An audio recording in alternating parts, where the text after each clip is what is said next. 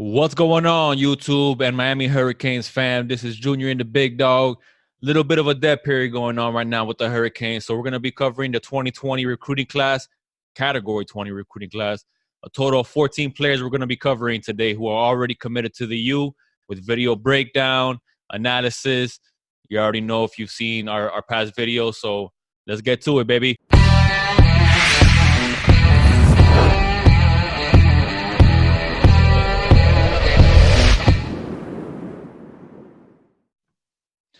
What's going on, YouTube? Welcome to Junior and the Big Dog once again. I'm here joined by my dad, Big Dog. It's all about the U. Now we could throw up the U because we're actually talking about the Canes. Unlike last time, we're talking about the Fins, and we still threw up the U. So now we could definitely throw up the U, baby. There you go. I don't have to do that weird shark thing anymore. Yeah, no, definitely not. So yeah, Sunday, how you feeling? Doing good. Getting ready to get it started. Again, thank you everybody for the support that you've given us. Please like, subscribe, share, and hit the notification bell. And you'll give us some feedback. Give us some constructive criticism. Give us some things that you want to see in the future. Mm-hmm. We do want to do here fairly soon do a live chat show where you guys can either call in and or send us the questions through the chat version, and looking forward to interacting with our fans. But we'll let you know ahead of time.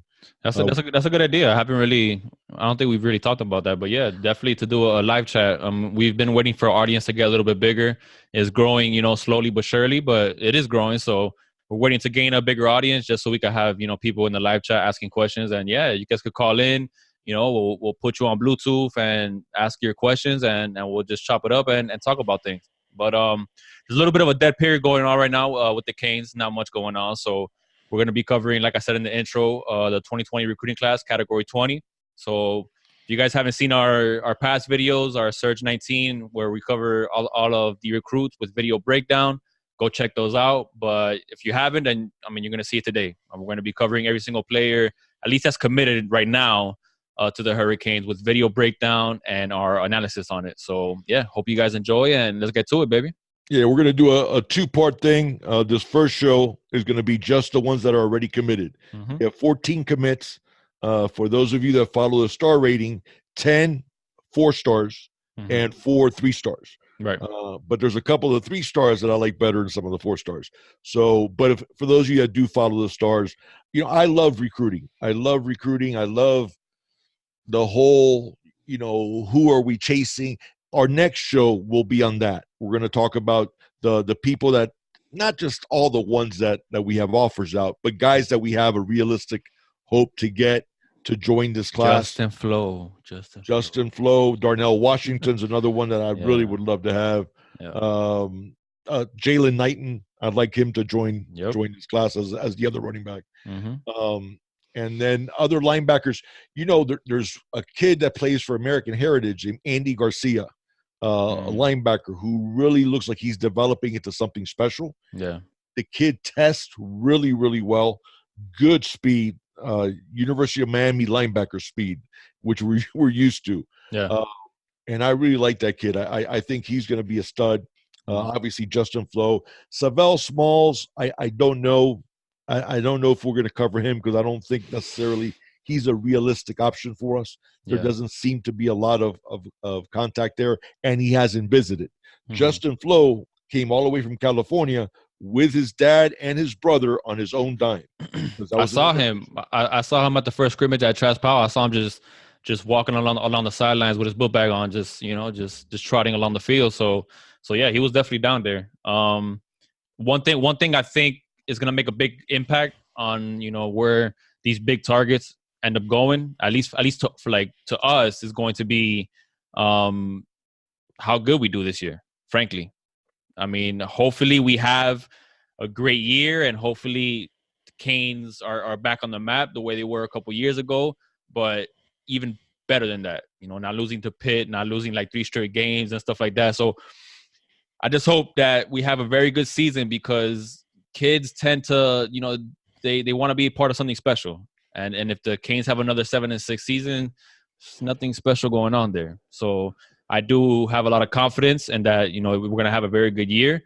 So hopefully that translates to these recruits, coming over here.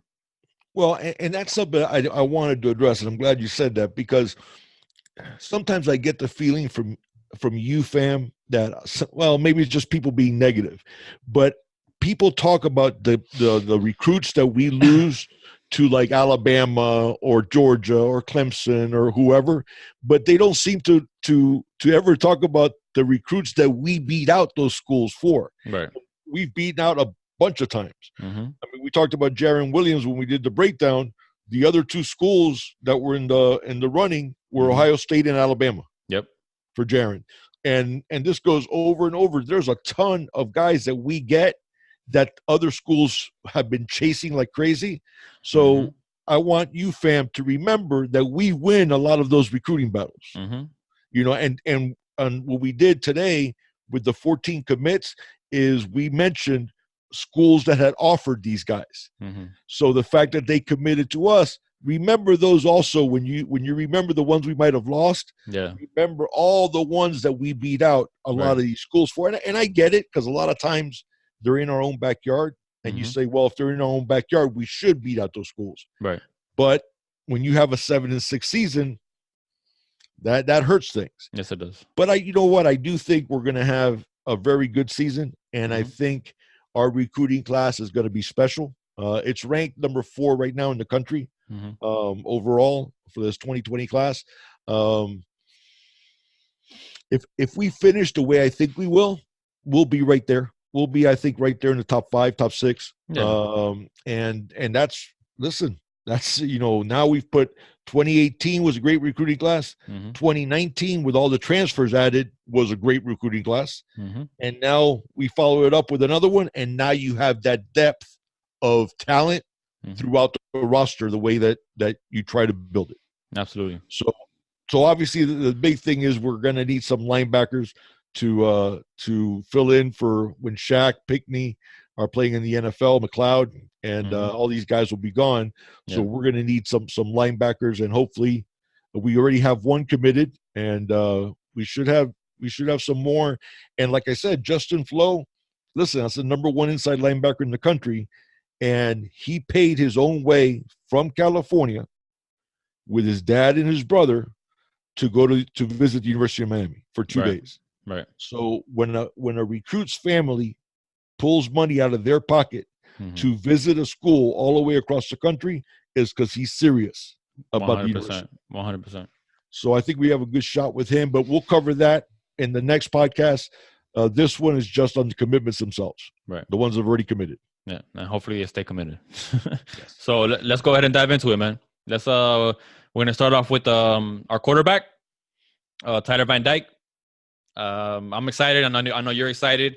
One thing that I wanna kind of stress a little bit. I know there's a lot of hurricane channels out there, and good, in their own right. Yeah, I'm never gonna. Me or my old man are never gonna be on here knocking any other Hurricane fans channel, because all of you guys do a great job. So I'm not knocking any of you guys, but what I think separates us and what we enjoy doing is really looking at some of the film of all these recruits, because you don't really see it.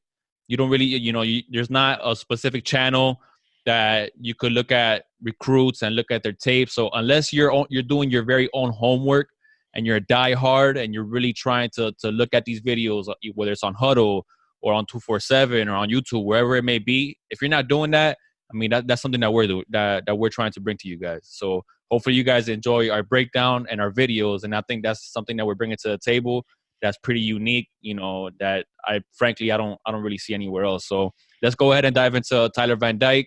You want to get into his size, weight, and what do you think separates him and what makes him special in our eyes? Okay. He's 6'4", 212 pounds, plays at Suffield Academy. It's in fact, that's a school, if I'm not mistaken, that Christian Wilkins, the number 1 draft pick for the Dolphins, played at. He's at Glastonbury, Connecticut. He's a 4-star. His rating is a 91.20. He's ranked as the 253rd best player, the 9th best pro-style quarterback in the country.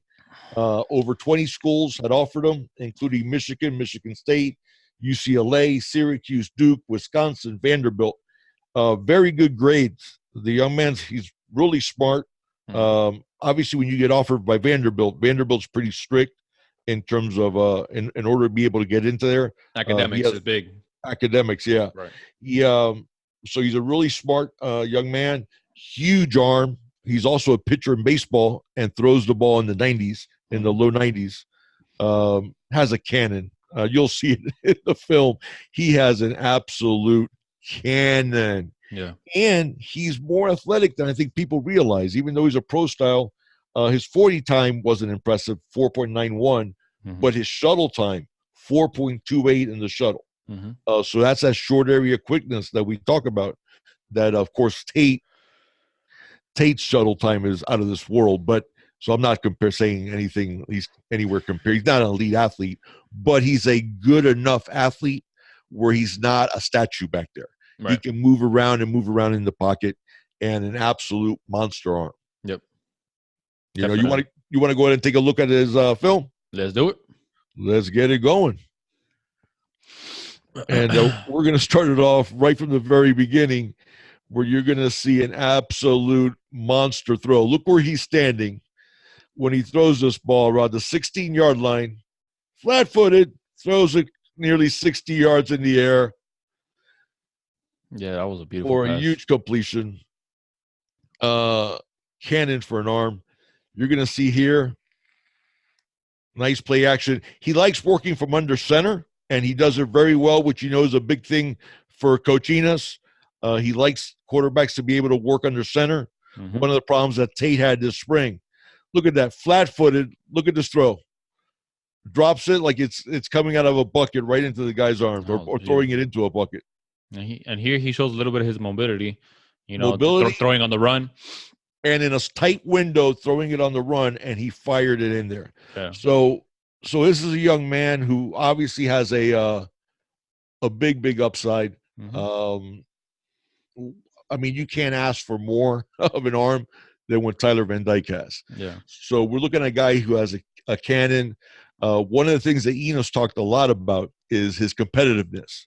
That this is a young man, good leadership. He has all those intangibles that you look for in a quarterback. Tough competitor, leadership trait, perfectionist. I think it's going to be interesting. Obviously, whoever wins the battle from our three quarterbacks now is going to be our starter for the next 2-3 years. Yeah. So, but after that battle between Van Dyke, Matocha, and whoever, 2021, one of the quarterbacks that it looks like we might be leading for is Jake Garcia, the stud pro-style quarterback from California, who's already been to Miami, spent time with Coach Enos, with his dad, who was a quarterback in Nebraska. Do you want to mention a little bit?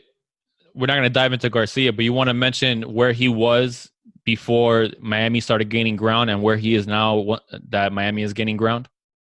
Oh, listen, guys, anybody that disputes that, I'm sorry. You're just not paying attention, because if a guy signs with Miami, it's like automatically his ranking goes down, or if Miami is chasing him, his ranking goes down, or if Miami's the favorite.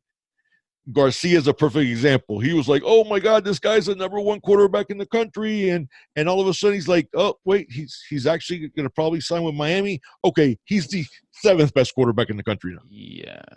Yeah.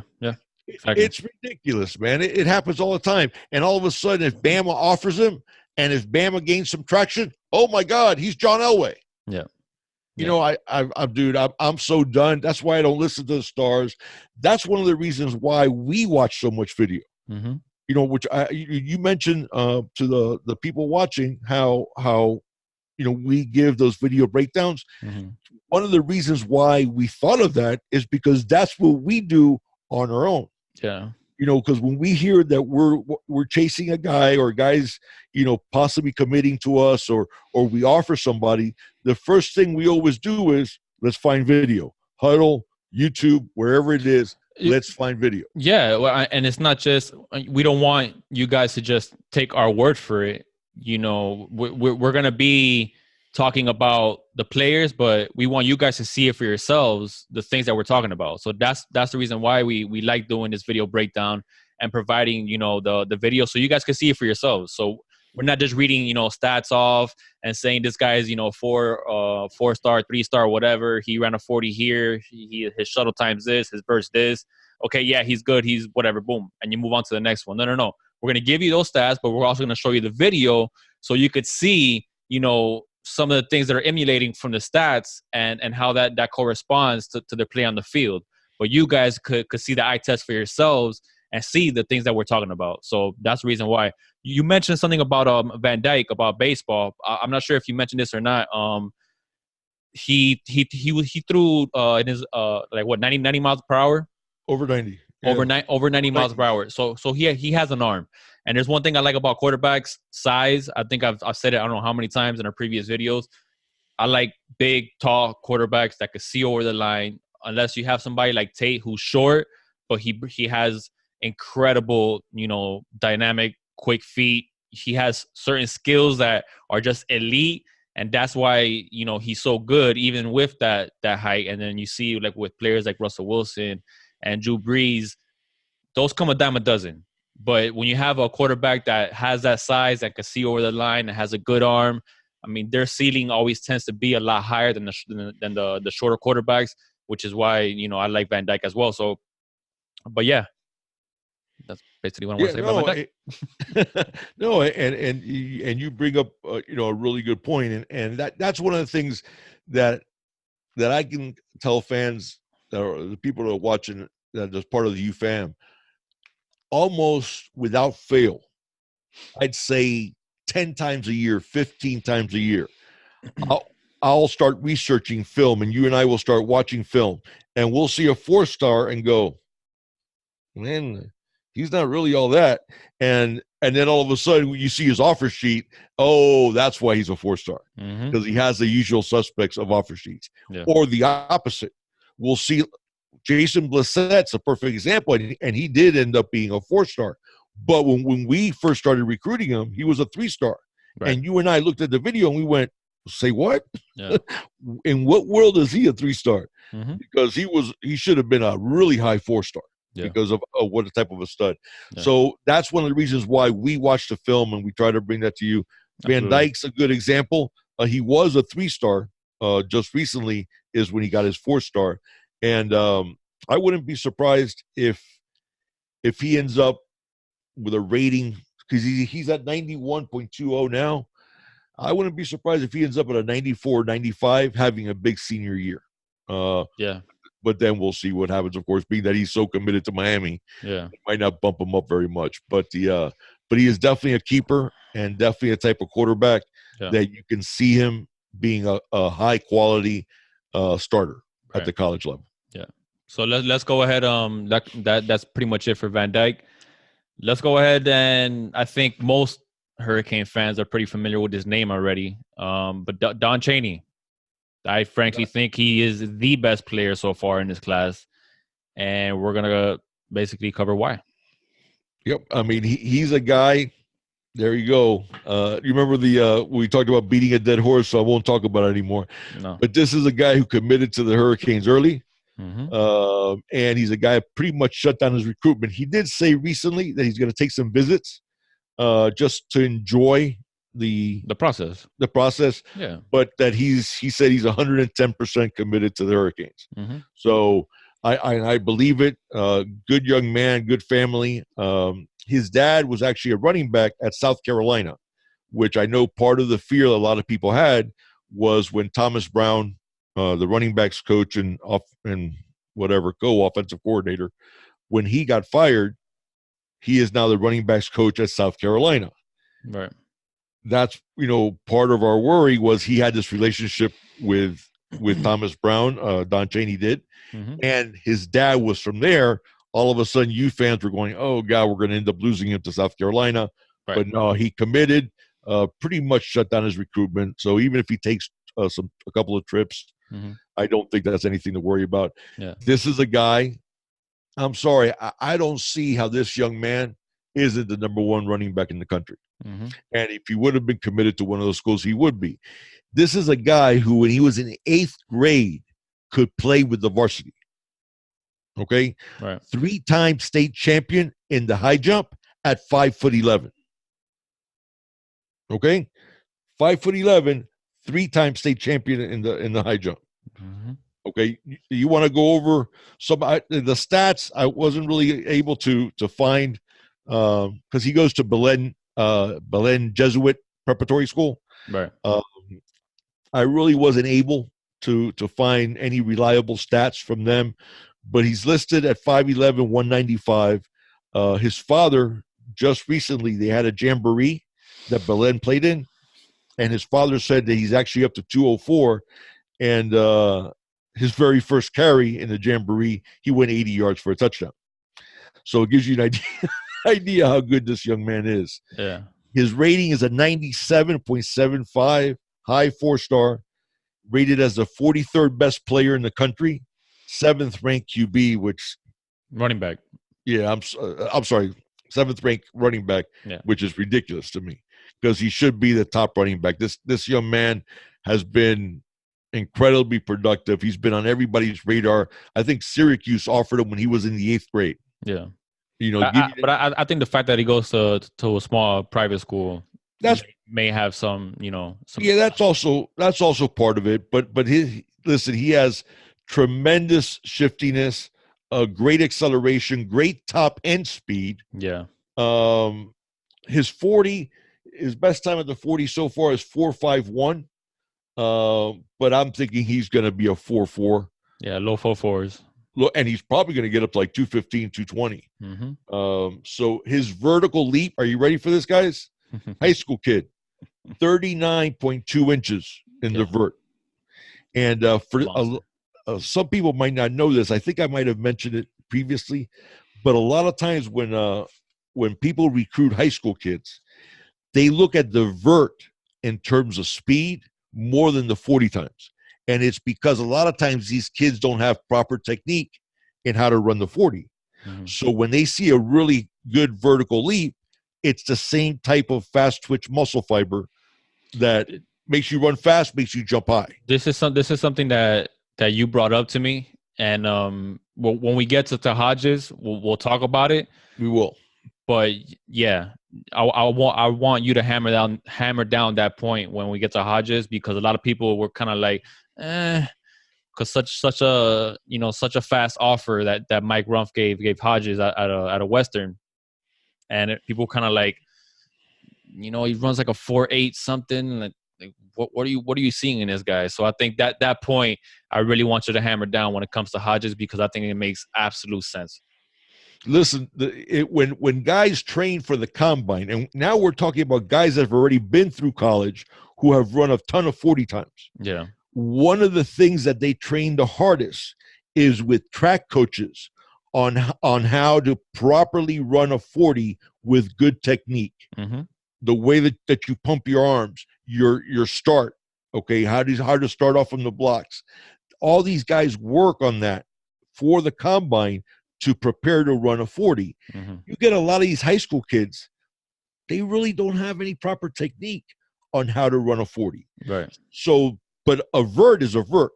If you can jump, you can jump. Yeah, you can't yeah. Correct. So, and I'm not saying, you can improve your vert with drills and exercises and stuff, but it shows explosiveness. Exactly. So when people look at recruits in high school, a lot of times it's not that they ignore the 40, but because they take it in consideration. Mm-hmm. But what they care about more is the vertical leap. Right. Because if a guy shows a really high vertical leap without a good 40 time, you automatically know it's because he doesn't have proper technique running the 40. Absolutely. Because if he has a high vert, he's going to run fast. Yeah. Let's get into Chaney. Let's get into the video. Let's do it. By the way, you want to talk about technique. This young man does have some technique, but his 100-meter was 10.80 as he ran in the 100-meter. So we're talking about elite level track speed in this young man. So let's go ahead and go to the film. Man, I'm gassy today. Yeah, let's go ahead and go to the film. All right, let's start it off. And you're going to see here right off the bat. Look at this acceleration. Oh, they have the angle on them? No, they don't. Not even close. There you see the top end speed. And he takes it to the hizzy. He's just a threat every time. Look at this. I want you to watch some of these runs. Look at the traffic he runs through. Look at this spin move, and then look at this move. Whoop. Talk about breaking ankles. And he showed a good vision in the beginning of that run. I'll tell you what. Here you go. Look at that. Look at that acceleration, man. And oh God, I'm so excited about this guy, man. And he runs with behind his pads too. I mean, he can break some tackles, and you're definitely not going to bring him down with an arm tackle. Look at that. Now look at this. Look at his acceleration here. Breaking tackles. He goes from two guys having the angle to not being able to even touch him. Another great move. Look at that move back to the left. Does that look like 4 or 5 guys? Yeah, this young man's a stud. Does that look like 4 or 5? That doesn't look like 4 or 5 to me, man. Not even close. I'm so excited about Chaney. He's just special. And listen, I know if DJ Dallas doesn't go out next year, you're looking at DJ Dallas, Lorenzo Lingard, fully healthy, Cameron Harris, who's looking fantastic, and Asa Martin, was a top 10 running back, and now you have to add Don Cheney and possibly Jalen Knighton into the mix. Yeah, I just don't see why Jalen Knighton would even come here, though. Well, listen, I think what's going to end up happening is it's between us and FSU for Jalen Knighton, basically. Yeah. I think whoever doesn't get Jalen Knighton will get Henry Parrish. Henry Parrish has been productive. Doesn't wow you as much. I mean, he wows you as a player. He won't test all that well. But he's been a hyper productive running back playing against very good competition. So Parrish isn't a bad consolation prize at all. Absolutely not. So, but Chaney, listen, I think Chaney's one of those guys. No matter how good Lingard and Cameron Harris and Asa Martin and if DJ comes back, no matter how good they are, Chaney's going to get carried. I don't see DJ coming back because I think this year in particular, if DJ's going to have his best year in Miami, I think this is the year that it has to be, because then you're going to have another year with Harris. You know, assuming Zoe's healthy, you're going to have Chaney coming in. You know, you might see DJ not get the amount of opportunities that he's going to get this year. So I think DJ really needs to take full advantage of this year. And I think he's gone, man, because I don't think, you know, him coming back for his senior year, frankly, I just don't see the amount of carries that are going to be distributed, because Harris has looked amazing. I mean, we'll see how Lingard looks. Chaney, I mean, you saw it there in the video, looks amazing. You know, so. And here's the thing with running backs. Running backs have a shelf life. You know, there's only so many miles that you have on those legs when you play football. Yeah. So I would always advise, for those of you who are old as me, you remember Melvin Bratton. Okay, Melvin Bratton had a great career at University of Miami.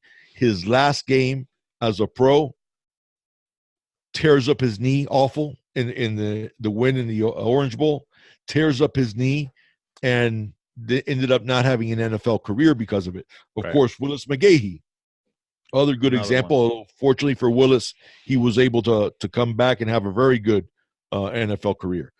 But running backs, there's a limit on how many miles you have in those legs. So especially, and your point is well taken, because you're right. This could be the year that DJ gets the most opportunities that he's going to get, because that backfield only gets more crowded next year. And in a certain extent, that might have been why Travis Homer chose to leave. And one very important point, okay? Mark Richt is no longer the coach, my friend. That's right. So experience at any position on the field does not make a difference anymore. If you're talented and you have more talent than the guy, regardless of experience, he's going to be the guy that's going to play. If Mark Richt was still here, maybe DJ comes back for his senior year the way Malik did, because, hey, I mean, I trust you. You have the most experience. I don't trust these younger guys, so we're going to roll with you. It's not going to happen no more. So the fact that we don't have Mark Richt and the fact that Manny and Enos, and they're going to play the guy that deserves to play. No matter if you're a freshman, sophomore, junior, senior, redshirt, doesn't matter. You're gonna get on the field. We saw it with Zion Nelson. Yep. Zion Nelson, I don't care what anybody says, with Mark Richt as the head coach and Stacy Searles as the offensive lineman, Zion Nelson would not even get in the rotation his freshman season, probably. Right. Unless injuries, of course. Right. Yes. But with Manny, if you're the best player, guess what? You're going to get on the field. Yep. And that's the way it should always be. That's the way it's always been at the U. Yeah. At the U, it doesn't matter. It doesn't matter if you're a freshman and this other guy's a senior. You can ball. Guess what? We'll get you out on the field. Absolutely. So yeah. So I'm really excited about Chaney, man. I cannot wait, man. Just the film you guys see. I said it previously, guys. We show short clips because we don't want to get flagged or copyright. But I encourage you guys. We're going to give credit to where we get the videos from. So you guys could go ahead and look for yourselves the entirety of the video that we're showing, and you guys will see what we're talking about. Go look at all of his highlights. And there's something I want to add with Chaney. You're talking about a young man of tremendous character, tremendous family, great grades. This guy, listen, he should be a top 10 guy in the country to me, period. Yeah. Period. And if he was committed to Alabama, he would be. I don't care what anybody else wants to say. That's existed for a long time. Yeah. What did I tell you not that long ago? I've seen that movie so many times that our 3 stars are better than other people's 5 stars. So that's why the rankings to me, I'll give it to you so you guys have the information.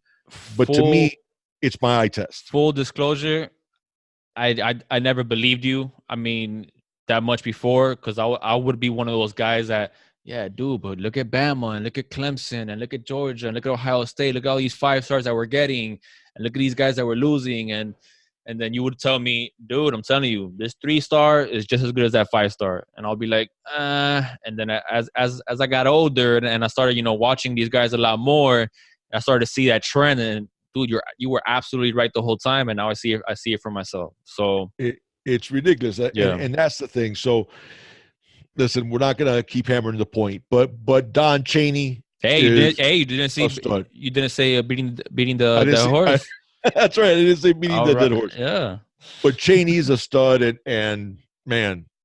Yeah, I'm excited. I think barring injury and obviously knock on wood and that he's not, and he seems to be a very durable guy too. He has a good frame. Yeah, this young man's special. Young man's special. And you're probably looking at, like I said, his dad said he's up to 204, 215. I think maybe by next year is probably where he's going to be at. And now you're looking at almost a perfect size for running back, 5'11", 215, 220 with speed. Man, this kid's going to be special. I'm excited. So let's go ahead to Brian Robinson. He's our highest ranked wide receiver. Okay. Young man is from Palm Beach Central High School in West Palm Beach, rated as a 95.47. He's a high 4-star, 82nd best player in the country, and the 16th wide receiver in his class. Reminds me a lot of Jeremiah Payton. He does. He reminds me a lot of Payton in that, who was our highest ranked recruit of the 2019 class from high school, obviously, not including the transfers. Very solid all the way around. Routes, hands, toughness. Didn't get a chance to really see too much of him in terms of downfield blocking. So I can't really give you a solid opinion on that. But the things that I've seen, he is very reminiscent of Payton in that he's a plus across the board. He does everything well above average. And he's 6'1.5", 179 pounds. He was actually he committed to us last year. Ron Dugans is the one I think recruited him initially, and then Taylor Stubblefield has kept him in the class. He did say he's going to take some visits, but again, he's also said he's very solid in his commitment. But he specifically said he's gonna take a visit to Tuscaloosa, so right. that makes me a little nervous, But it does. But what you said is the truth. If we're gonna have a good season, 10+ wins, we don't have anything to worry about. No, you're right. Yeah, I think so too. We're gonna keep these guys. Yeah, we're gonna keep these guys here. Yeah, and we're gonna keep the guys in the class, and I believe we're gonna have that type of season. Yeah. So, because the talent is there and the coaching is there. We'll see what he does this year in his senior year, but I think his best year was probably his junior year, where he played 12 games. He had 45 receptions, 976 yards, and 9 touchdowns. So, And let me tell you, we were just talking about he tested at a 4.68 40, but he has a 37.4-inch vert. Yeah. And that goes back to the things that you said. A 4.38 shuttle. Mm-hmm. So this young man is plenty fast. And if you watch his videotape, you see speed. Let's get to it. Yeah, ignore the 40. Just love this guy. Been offered by everybody. Let's go ahead and go to the video. Mm-hmm. And you're going to see him here. And this is basically a short little bubble screen. And watch. Turns on the jets, makes the dive for the end zone, touchdown. And you can see him. He even looks like Peyton in terms of build. He does. Doesn't he? He has that same exact build of Peyton. Yeah, he does. Here you're going to see him on a deep pattern. Nice move, gets to the outside. Beautiful. Catch, takes it into the end zone. Nice pass there, too. Yep. And the hey, actually, you're going to see this. There it is. He throws up the U. Yeah, baby. So I'm really excited about Robinson. It's funny that you get a guy like Robinson the year following, you get a guy like Jeremiah Payton, because they are a lot alike. I mean, just plus in everything. I think Payton might have some more speed than Robinson does. Robinson's probably going to end up being thicker, although I don't know. Payton's 185 too. Yeah, at the same height basically. So, but this young man has all the athleticism, hands, route running, very polished, and I think you talk about crowded. We talk about that running back room. How about the wide receiver room? How crowded that is going to be? Oh yeah. I mean, obviously, the only thing is we lose KJ Osborne to graduation, and then Jeff Thomas. I'm sure we're going to lose as well. Jeff Thomas, yeah, that's the thing. So KJ Osborne obviously is a graduate transfer, but this is the last year of eligibility. So, but hey, we're still gonna have Hightower, we're still gonna have Pope, we're still gonna have Jeremiah Payton, we're still gonna have D Wiggins. there you go. Hey man, there you go. So, but Robinson's, he shows you why he's every bit of that high four-star. Just a completely polished receiver. And just ready for prime time. Yes, sir. That's another guy who's going to be playing from his freshman year. Mm-hmm. He's going to get on the field. So, for sure. So let's go down. The next receiver is more of a slot guy, Marcus Fleming. Definitely a slot guy when you consider the size that he's listed at. Yeah, he's actually, I think they have him listed in school at 5'11", 180 pounds. Well, the problem is he went to the opening and they measured him, and he's 5'9.5" and 160 pounds. Yeah. But he ran a 4.47 laser time. Mm-hmm. 4.47. Mm-hmm. So, and look, and his vert was only 32.3 inches. So you wouldn't expect to see that speed. Yeah, and he's another one. He's the 49th ranked wide receiver in the country. 4-star, been offered by FSU, Florida, Georgia, Oregon, 36 total schools to be exact. But hopefully he grows a little bit in height. I mean, I don't know where they got that 5'11" from, but hey, he doesn't look like he's 5'11" yet. So hopefully he has a little growth spurt before he gets here. Yeah, tremendous speed. Look at what he did. He's from Miami Northwestern, which has always been a great school for Hurricanes. He also played at Southridge. His rating was 91.21. This is the part that I love. 22 catches, Yeah. 692 yards. He averaged 31.5 yards a catch Yeah. with So 8 touchdowns. he was leaving DBs in the dust, my friend. Let me tell you, you want to talk about acceleration. This guy has some serious acceleration. To me, he's definitely a slot receiver. Now, For sure. but the thing is, I don't know how much I can even say that anymore with Enos, because Enos likes playing everybody everywhere. Yeah. You know, Yeah. you know True. he at Miami Northwestern, he played outside the numbers, for the most part. But Enos likes, Enos doesn't believe in XYZ. He wants receivers to learn all three, parts, and he wants tight ends even to learn to learn stuff. Right. So Enos will use anybody anywhere. And one thing that surprised me is some of the guys that we're chasing are also slot guys, like Mookie Cooper, who'll be on our next show when we talk about the people that we're still chasing. He's a beast of a slot guy, very reminiscent of Jeff Thomas, and he's from Illinois also, just like Jeff Thomas. Yeah. So we're also chasing some bigger wide receivers, which I would like to see.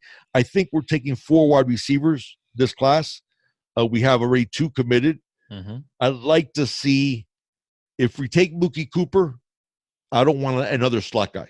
So what I'd like to see, I think we're good in the slot, man. Yeah, I'd love to get Jalen Hyatt, that kid that's committed to Virginia Tech, who just ran a 4.31 laser time. Let me repeat that. He's over 6 foot tall, and he ran a 4.31. So that's a guy I'd also like to get, but we'll get that on the next show. The 2 receivers that we have are both keepers. Yeah. Robinson and Fleming are both keepers. Guys, well, let's get to Fleming's video. So that way you can see this blazing speed that we talk about. There you see him. Circled, and here goes, turns on the jets. There's some separation. Beautiful catch. Turns it on, and you're not going to catch him.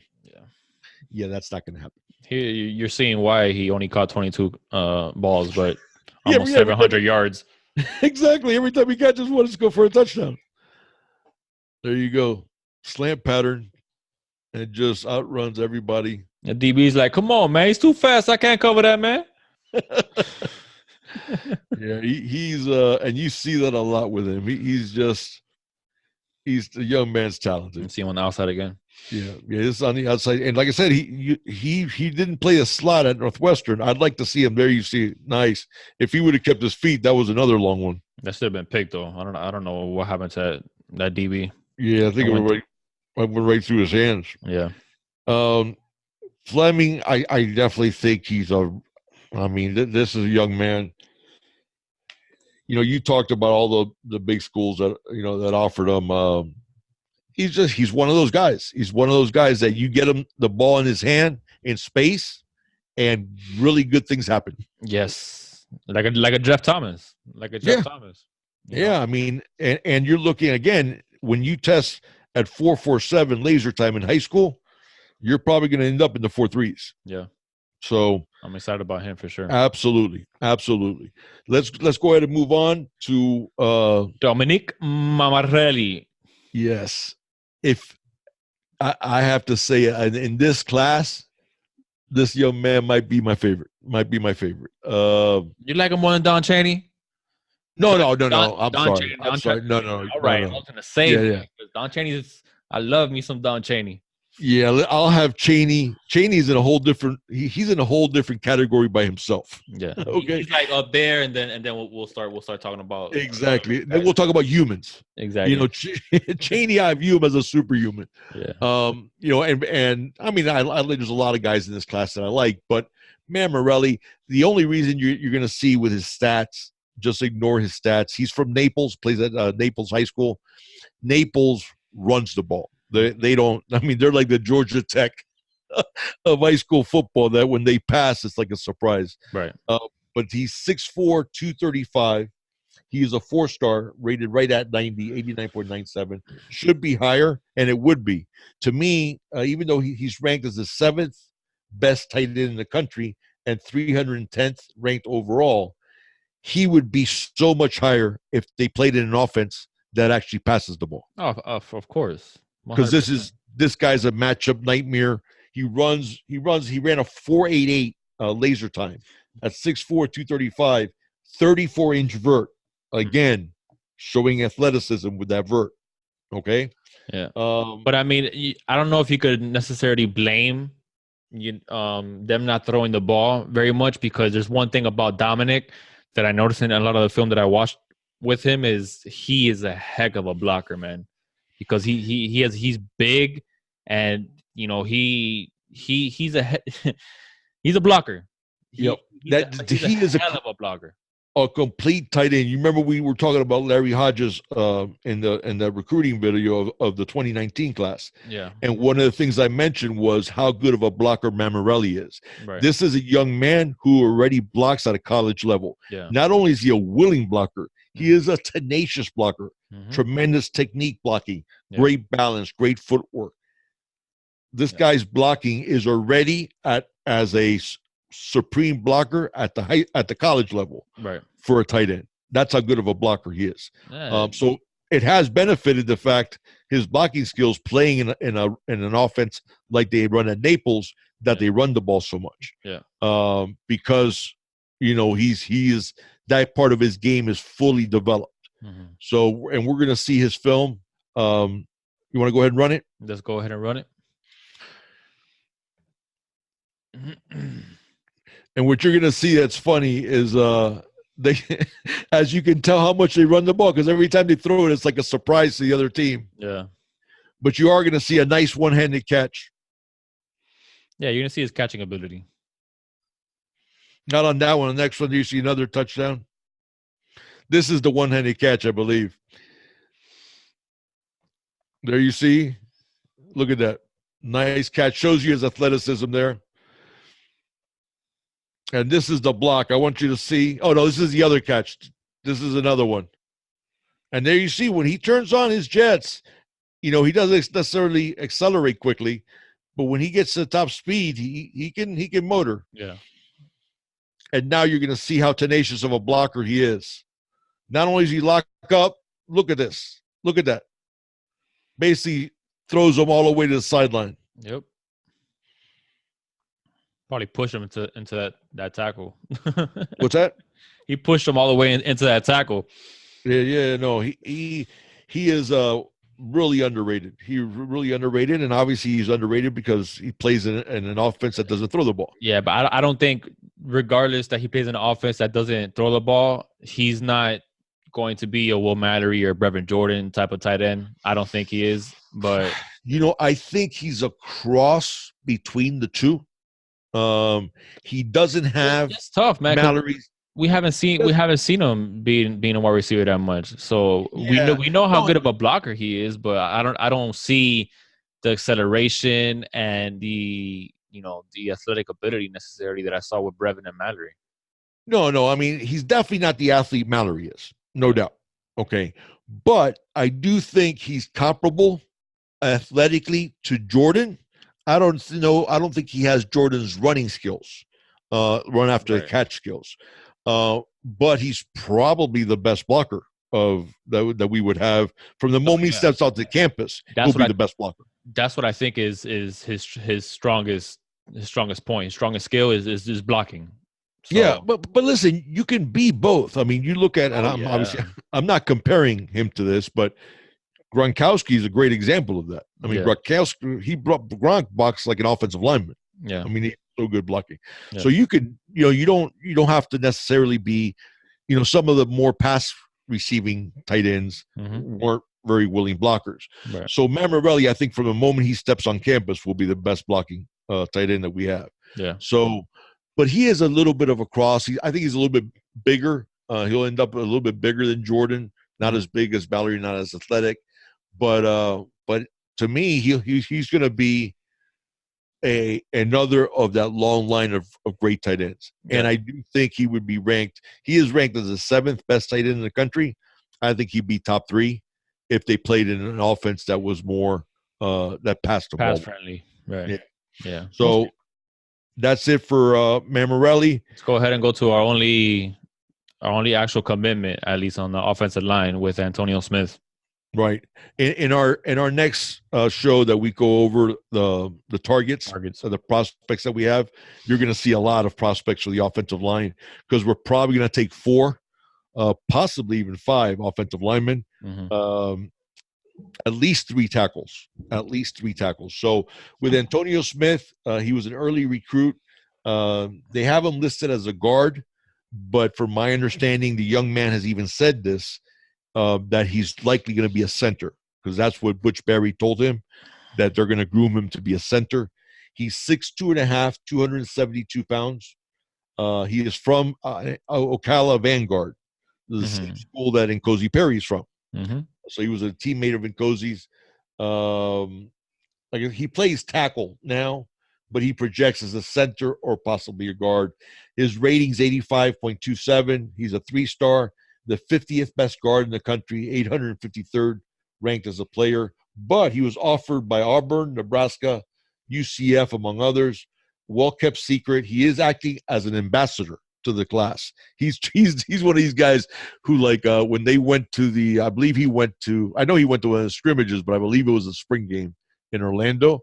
And he even said that the reason he was going was just to recruit. To talk to guys about coming to the U. You gotta love guys like that, man. Yeah, and bleed orange and green. And he's a beast in the weight room. He is a beast in the weight room. Yeah. So he's 6'2.5", 272. He's probably one of those guys that end up being, somewhere around 290, 295, maybe 300. Yeah. But he's a beast in the weight room. You're gonna see here on the clips that even though you want to go ahead and go to the clips. Let's go ahead and go to the clips. Let's do it. And you're going to see here he lines up at right tackle. Stays with the blocks, just stones the guy right there. Same thing again. Right tackle, number 74. Number 74, the right tackle. Look at this one. Takes the guy completely out of the play when the guy tries an inside move. And now you're going to see him again in a run block. Stays with the block, gets him completely out of the play. And this is the one I like. He actually pancakes the guy. Boom. And listen, he's I think he's underrated. I do. I think he's very underrated. He was an early commit. I mean, he committed to us in March. I think he committed shortly after getting the offer. But listen, one of the things that we talked about, we want to recruit guys that want to be Hurricanes. This young man didn't take long to think about it. He got the offer, and not only did he say, I committed to the U, he's trying to be an ambassador for the class and recruit guys. But let's be honest, though. I mean, he didn't have any big-time offers. I know he got offered by Auburn, Nebraska, and UCF, but he didn't get offered by anybody else. So when you get offered by Miami, I mean, Miami, Auburn, Miami, Nebraska, Miami, UCF. So no, but also remember, Nkosi is at the U. So that's a guy that he played with. He played with, and I'm sure he looked up to it because remember when Nkosi was a senior, I think Antonio Smith was probably a sophomore, and I think that's what it works out, a sophomore or freshman. No, freshman. So he looked up to Nkosi, and the fact that Nkosi, it talked up the U and told them all these good things about it. Yeah. So I think that's one of the things, and I can see this guy projecting into being a good center. He's going to need like a year or two redshirting probably, at least a year I'd say, because he is a beast in the weight room. Yeah. So I think overall we are going to need probably one more interior guy. And then everything else that we're going to take on the offensive line is going to be tackles, which is we'll talk about next week about Isaiah Walker and some of these other guys that we're chasing at the offensive line. So I think that's it for the offense, and now we go to my favorite part, the defense and the trenches on the defense. And this guy especially, probably after Don, I know you're high on Dominic, but after Don Cheney, for me personally, I think so far for the guys that we have committed, this next guy is probably my second favorite right after Chaney, and that's Willie Moyes, defensive tackle. Yeah. I love me some Willie Moyes.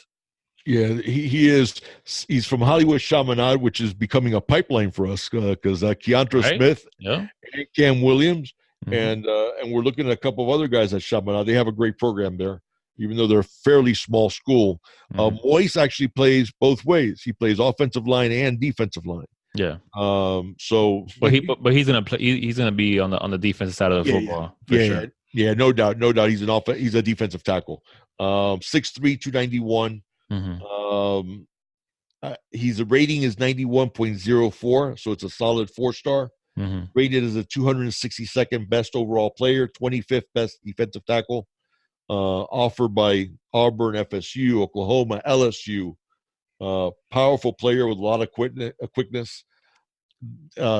This guy, listen, I'm not going to talk about his 40 time was real bad, but who cares? But he had 65 tackles, 22 tackles for loss, and 9 sacks. Yeah. So he's gonna be one of those 300 pounders and a big body, and you're gonna see in the clips. The reason why I say this, he's one of these guys where I'm not looking at his 40. That was 5.6, whatever. His vert was 24.8, shuttle 4.78. This is one of those guys that we've alluded to some of the things before where you can't necessarily go by stats and go by time. Sometimes you just gotta see how these guys play on the field. And I think Hodges, when we get to Hodges, he's one of those players that that falls under that category where you look at his time and you look at certain stats and you're just like, where? But when we're about to look at his film, and just imagine this guy being, over 300 pounds and being a force on that defensive line. But look at his motor and the power. And that's just something that I love on the defensive line, man. Just having an interior lineman that is a stuffer.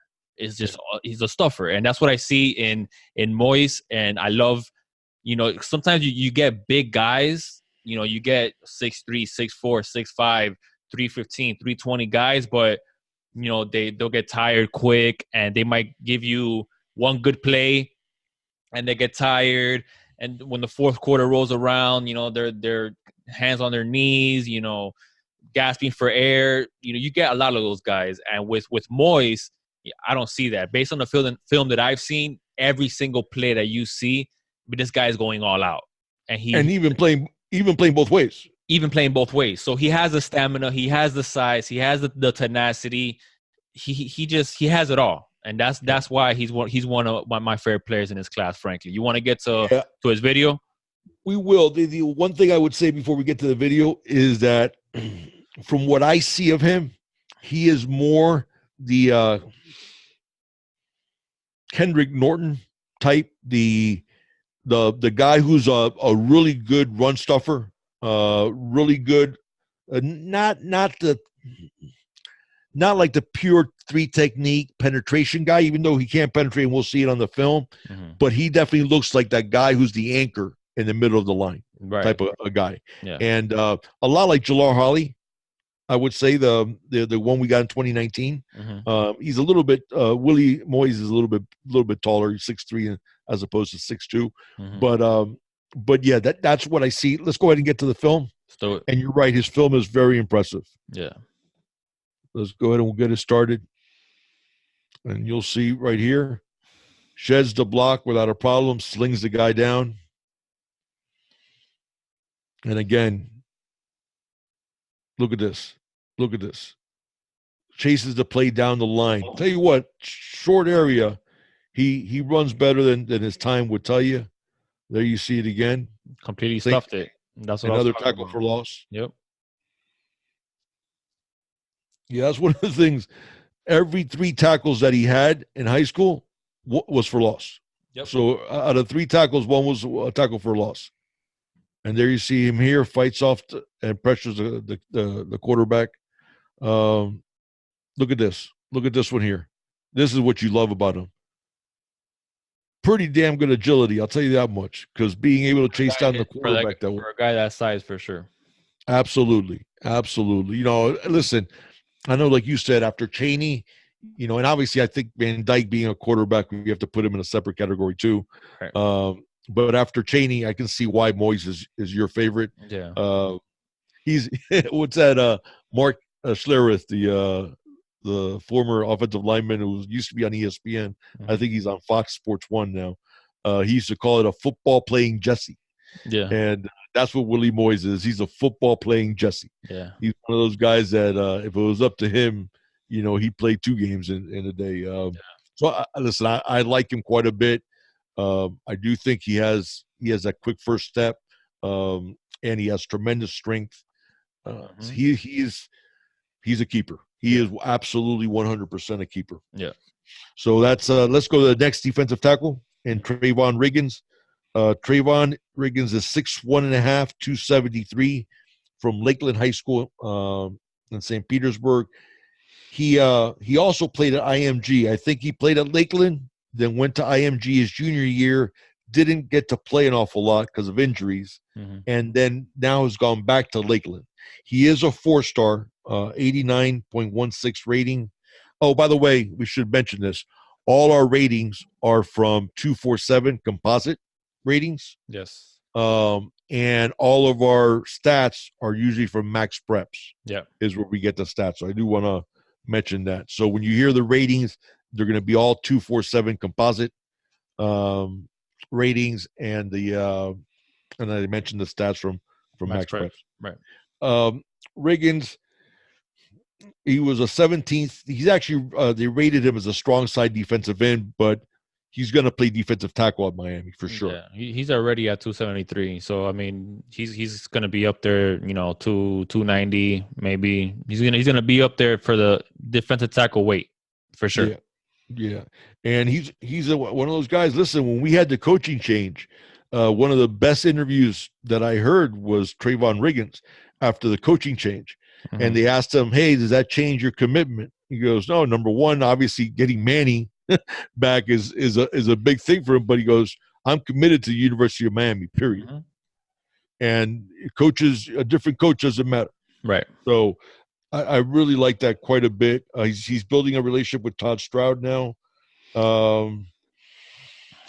Listen, he shows some quickness. He does. He does show some athleticism too, because obviously we're going to see him at defensive end, but he's going to play defensive tackle for us. Right. So you can sort of see if you move that athleticism inside, what that means.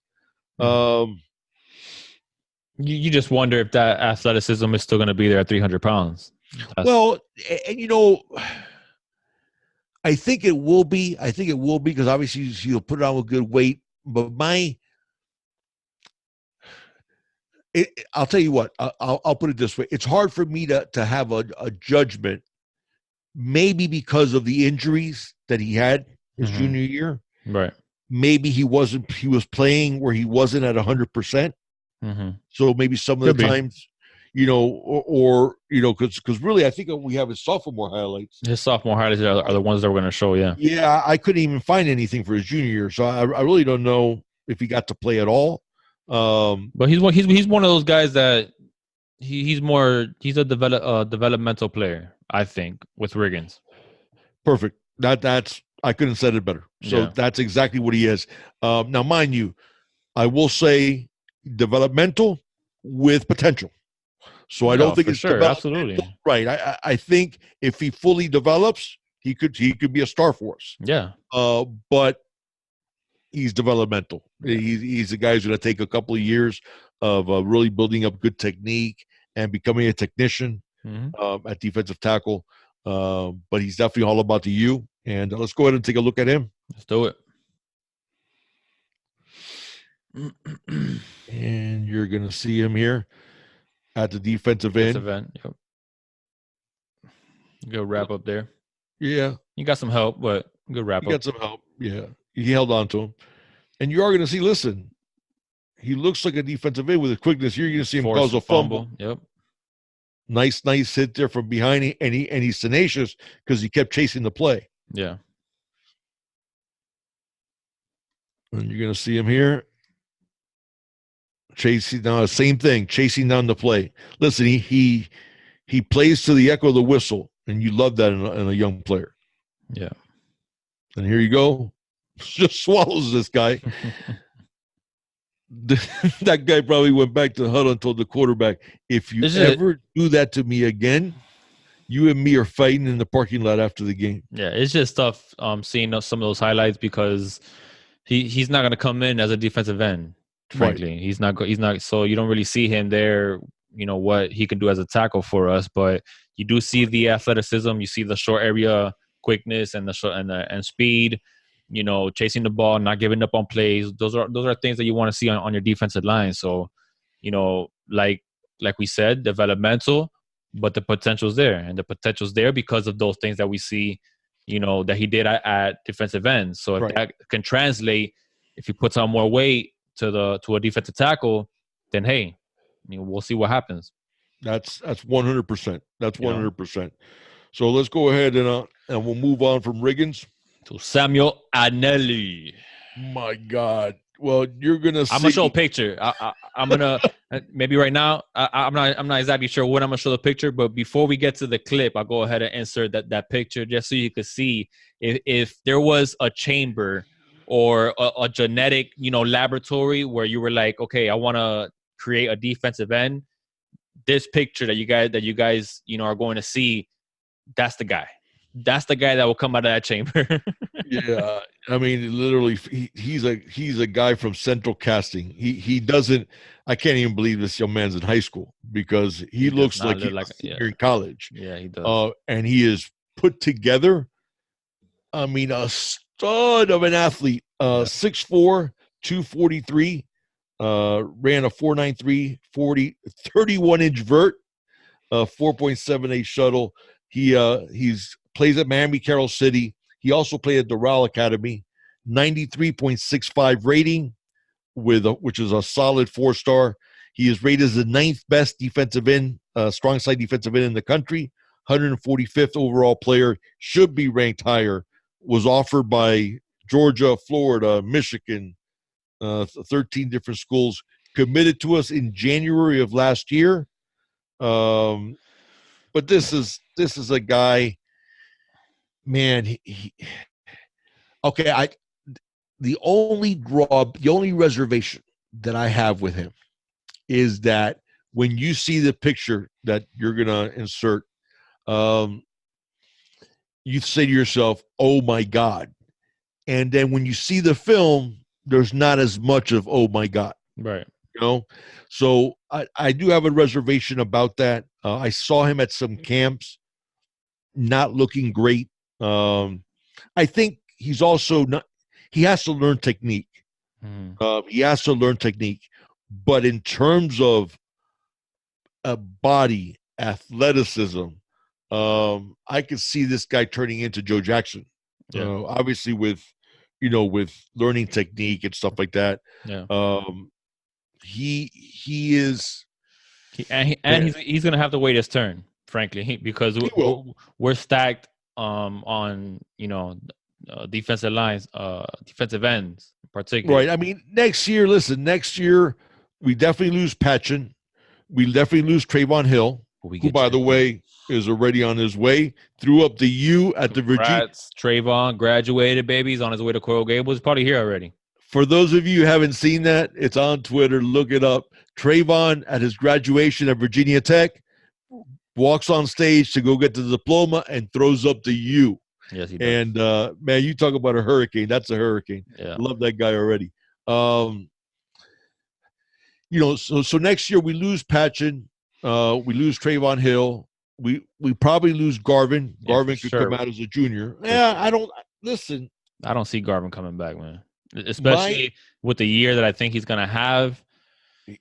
Well, I'll say this. I think if I had to give a percentage, I think it's 80% that he stays. Really? Garvin? I'll tell you why. Number one, he saw that Joe Jackson didn't go to the 5th round. Yeah, but Joe Jackson's not Garvin. No. I'm not saying that he is, but Joe, body-wise, is more NFL ready. Garvin needs another year of growing into his body, of physically maturing. And I think Garvin saw, remember, McIntosh and Norton left as juniors, didn't work out the way that they wanted. That's true. Joe Jackson left as a junior, didn't work out the way that he wanted. That's a good point. Okay, so I think there's a good chance, unless Garvin has, a 15-sack season, which with his talent he's very capable of having. Unless he does that, I think he might come back for a senior year. But the point was, we're going to lose a couple of. Even though Rousseau and Jaden Phillips are probably gonna man those two ends. That's the thing. So we're talking about Samuel and Anna-Eli, I think is the way you pronounce his last name. But then you have Jalen Phillips next year. Hopefully he's healthy and knock on wood.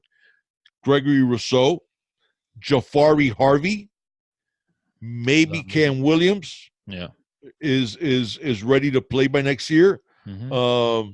So our defensive line we just reload. So listen, he's probably going to have to wait his turn, but this guy is very physically mature. Let's go ahead and get to this film. Yeah, let's get to the clips. And you're going to see him here highlighted. Here we go. And there you see him. He's actually at lining up a defensive tackle here. Yeah. On display. But look at that. That's athleticism. You see what I'm saying? And forces the fumble. Mm-hmm. So not only does he make the tackle, he forces the fumble. And he made the tackle with like one arm. And now he's at a stand-up. Back yeah. Breaks up the pass. Breaks up the pass. And listen, when you see him there in pads, it doesn't do him justice. What type of a beast of an athlete this young man is. And there you see, nice move there, get cut inside. That's one thing I'd like to see more of. You know what? Let me put it this way. Well, let's finish the clips, and I'll get to the point.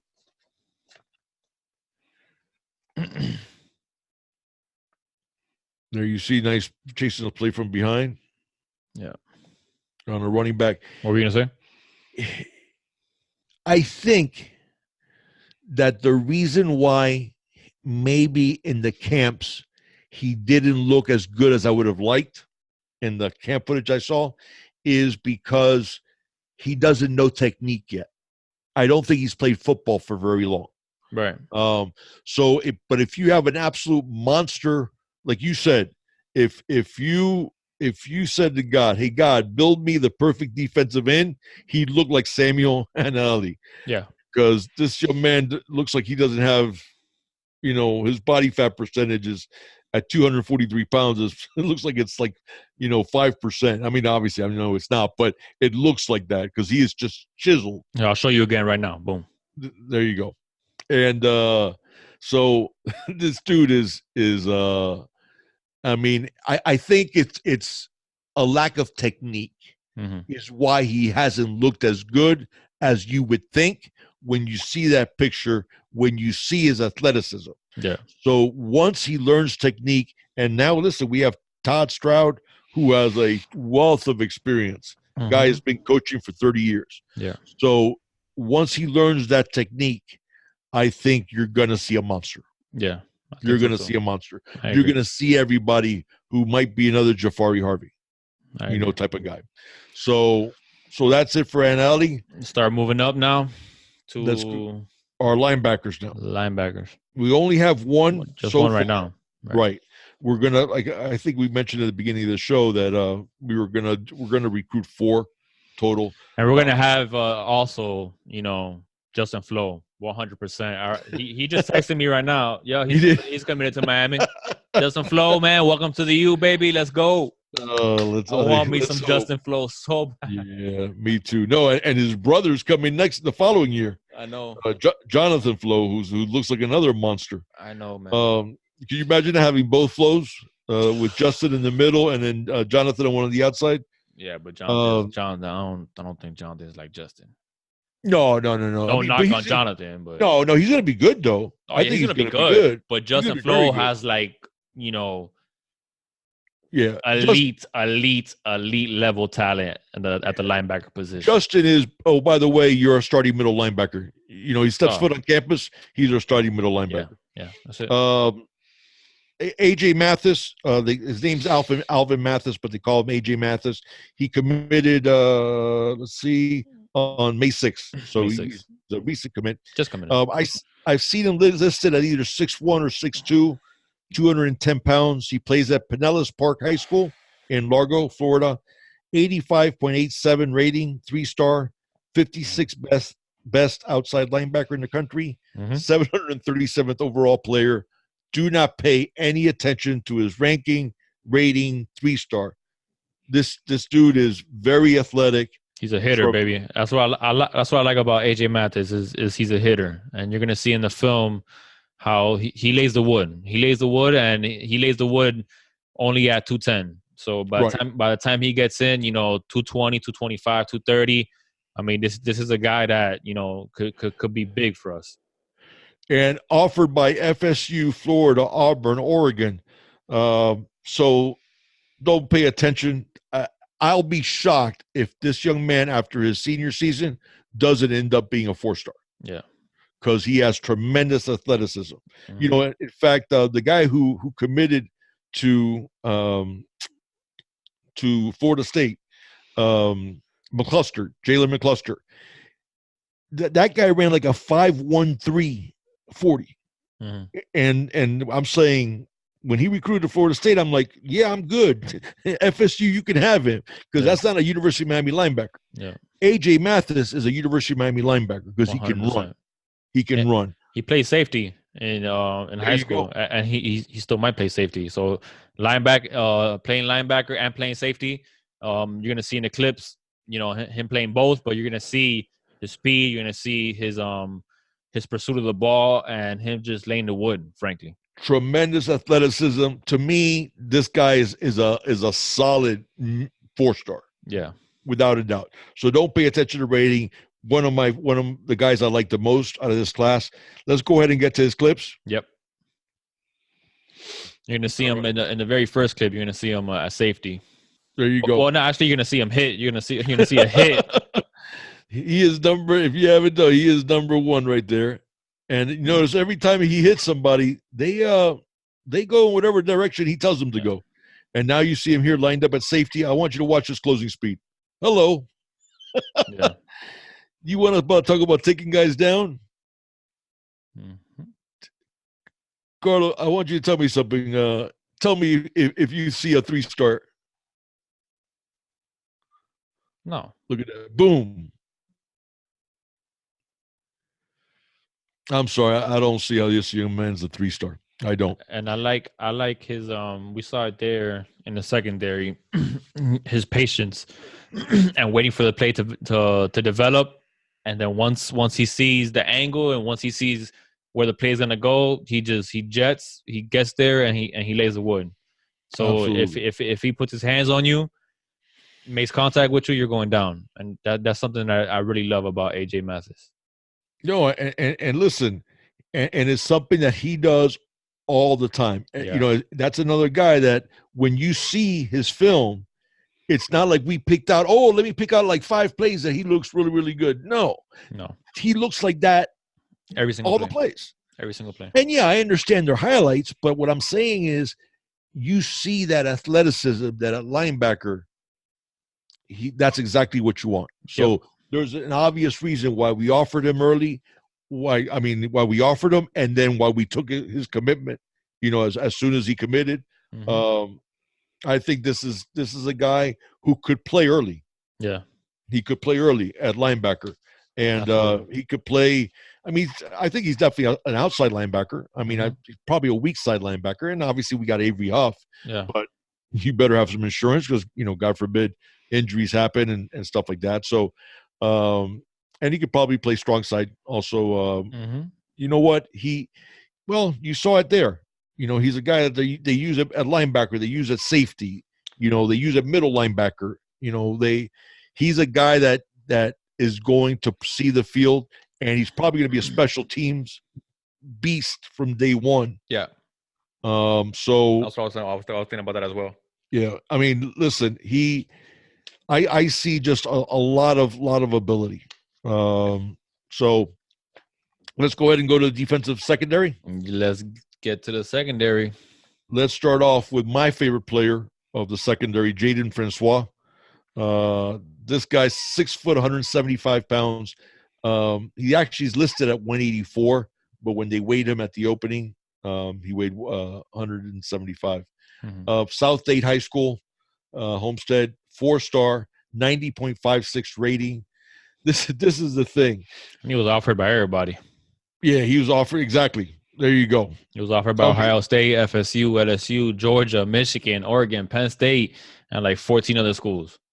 Yeah, I mean, this is the thing that I don't get. I don't get sometimes because, man, when you see production, this guy said before the season that he wanted to lead the county in interceptions. Yeah. Right? Called his shot. What does he do? Ties the all-time record in Dade County with 12 interceptions. Yes, sir. Okay? So, again, this is what I don't care what his times are. I don't care about anything. This guy is an absolute stud. Now, mind you, they have him listed at cornerback. They have him as the 24th best cornerback in the country, 281st best player. But as you mentioned, those offer schools, it just shows you. A lot of people see him as a safety because of his ball skills, obviously. And I think he played both in high school.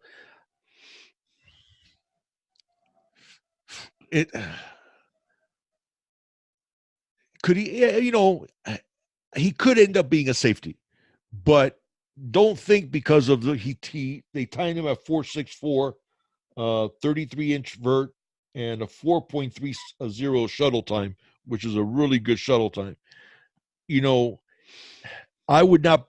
This young man, I think, is going to run a 4.5 when all is said and done because he has the athleticism. But regardless of what he times at, he could still play corner. Yeah, for sure. And he could be a stud corner. Absolutely. 100%. So if we end up moving him to safety, that's fine. I'm not gonna moan and about that. But there's no reason to think that this guy can't play corner. This guy can absolutely play corner. Yeah. And has tremendous coverage skills. Let's be versatile. You want to go ahead and go to his film? Let's go to his film. All right. You're going to see he is number 2. Or actually, I think he's number 12 in this one because this is 12. sophomore highlights. Yeah, he changed his number. Look at that. Chases a play from behind. Yeah, you're not going anywhere. Did you see a lack of speed there at all? Nope. And this is his sophomore highlights. Look at this. Boom. Now watch his kickoff return. That does not look like. I see plenty of speed. I see plenty of speed there. Yep. And now you watch this play. Look at this play. Completely shields him. Again, I did not see any. He plays against very good competition, and I didn't see anybody running away from him. Yep. Look at that. Forces the fumble. Look at this. Boom. He dish right that guy out of bounds. I don't know, man. I see him.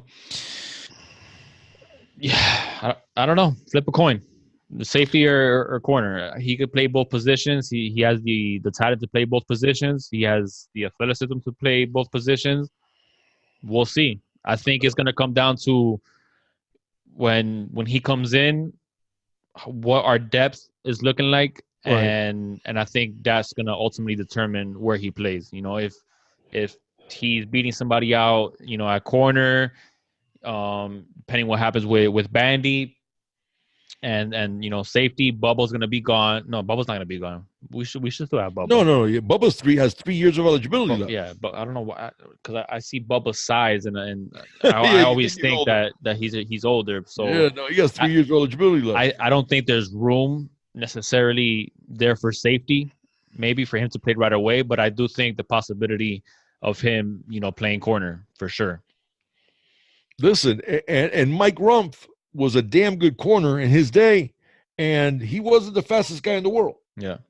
Okay, but he was a guy who knew how to use his speed. I mean, use his size, use his technique, and had a pretty successful career in the NFL doing Absolutely. that. 100%. So, and he's a very good teacher. Listen, what he did with Michael Jackson, people forget that. People forget that Michael Jackson was thought to be an afterthought. Nobody was even thinking about Michael Jackson. Yeah, exactly. And look what he turned him into. So Mike Rump can teach. He's a good coach. And I know sometimes some people, and I think because of the recruiting thing that happened, because Rump has ties to American heritage, right? And we didn't end up with Tyson Campbell or Patrick Surtain, which a lot of fans were hoping we would. Yeah. So I think that's some of the negativity towards Rump. Yeah. But Rump is one heck of a coach, and he's a damn good recruiter too. Yeah. Christian Williams is a good example of that. Absolutely. Getting Christian Williams away from Alabama and LSU. Absolutely. So let's go ahead and keep it going with the secondary. Yeah, but I do like Francois, and like I said, I think he's gonna be a corner, and wherever he plays, he's gonna be good. Yeah, for sure. So our next guy is actually rated as a cornerback, but he is a future striker. This is one of the few non-Florida guys that we have. Darren Branch, 6'1", 168 pounds, out of, I don't know how to pronounce this exactly. It's Amity, Amity, Louisiana. Yeah, Amity, I think it is. I think it is Amity because I think I've heard of Amity. Okay. He a rating of 87.42, a high 3-star, 32nd best cornerback in the country, 503rd overall. Offered by Auburn, Ole Miss, Colorado, among 11 schools. Committed to us in March 19th. Now, some people, what I've heard a lot of, that people think that if LSU offers, because LSU has not offered yet, that he might stay home. But from what he says on every interview, he says it doesn't matter who offers. He's 100% solid with the Hurricanes. I believe he's coming down for Paradise Camp. Yeah. So this guy is probably a future striker, even though he's listed as a quarterback. Paradise Camp is going to be sooner this year, being that we're going to. So it's going to be like June, but beginning of June, right? Or like the first week of June, I think is Paradise Camp. So he's going to be down here. Yeah, so he's going to be down here, and I think he sticks. Everything I've heard about the young man, he's been timed at a 4.62 40, 33.1 vertical jump. Good shuttle time, 4.44. And listen, he has good cover skills, good athlete. You're going to see him making some plays in run support. He's already talked about that he's really excited to play striker. Yeah, which let me tell you, I really like. Because just like I like the way Gilbert Frierson has not only accepted the striker role, he's embraced it, and he loves it. When a guy says he wants to play striker, that tells you he wants to be close to the line of scrimmage, which means he wants to be aggressive and hit. Right. I love that. That's all about the you. Yeah. So the fact that this kid is excited to play striker, and he's already talked about it, that they see him in that striker role. Right. And Let's go ahead and take a look. Let's get to the video.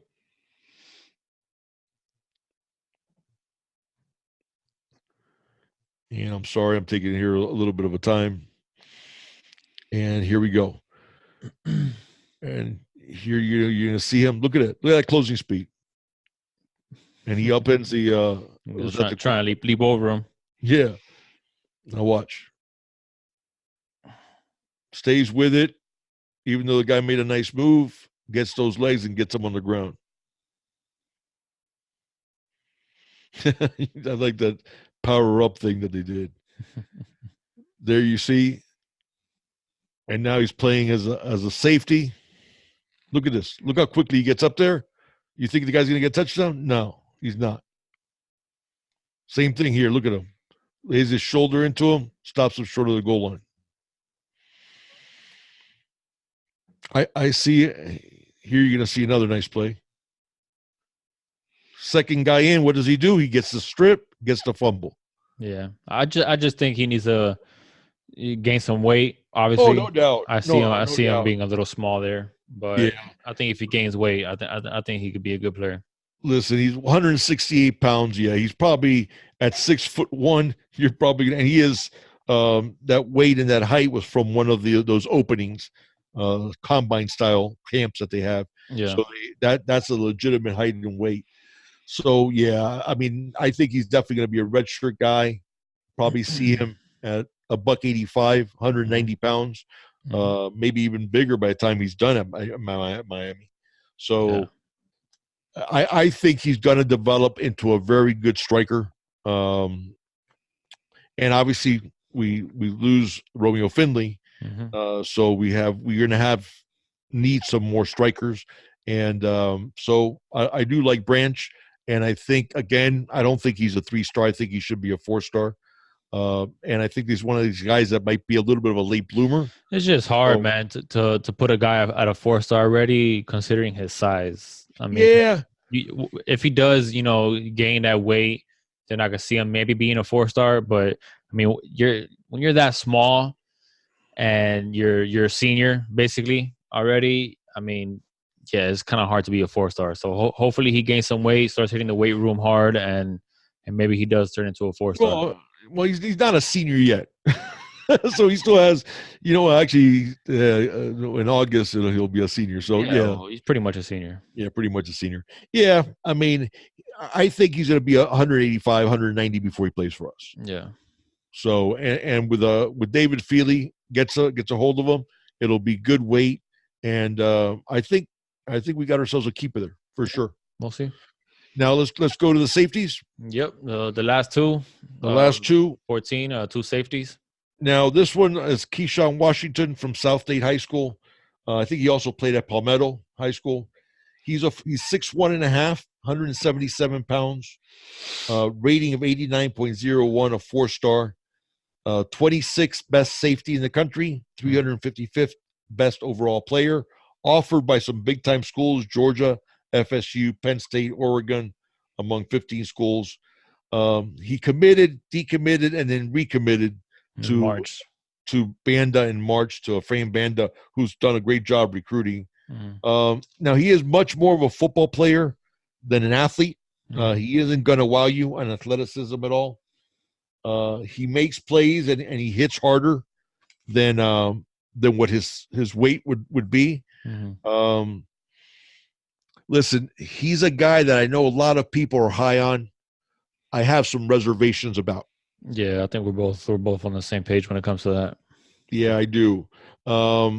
His vert was only 26 inches and a 4.69 shuttle time. Yeah. Now my vert right now, I could probably jump higher than 26 inches. Yeah, that's not very impressive athleticism. And now he is more of a football player than an athlete, I would say. Well, let's look at his film and let's see some of his plays so we could try to see some of the things that we're talking about and the facts of him being more of a football player than. Okay, there you see him. He's lined up at the safety and goes back, makes the play. You're going to see him here. Again, he's playing relatively deep. Goes back, picks it off. Nice move there. And listen, you saw a little bit of athleticism there. There's some athlete there. Now you're going to see him in coverage. Now plays off the guy, closes big, and lowers the boom. Almost put him through the fence. Yeah.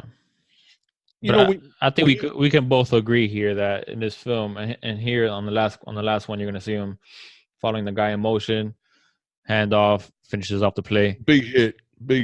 But I don't think there's anything on the film necessarily that's gonna pop out at you or wow you.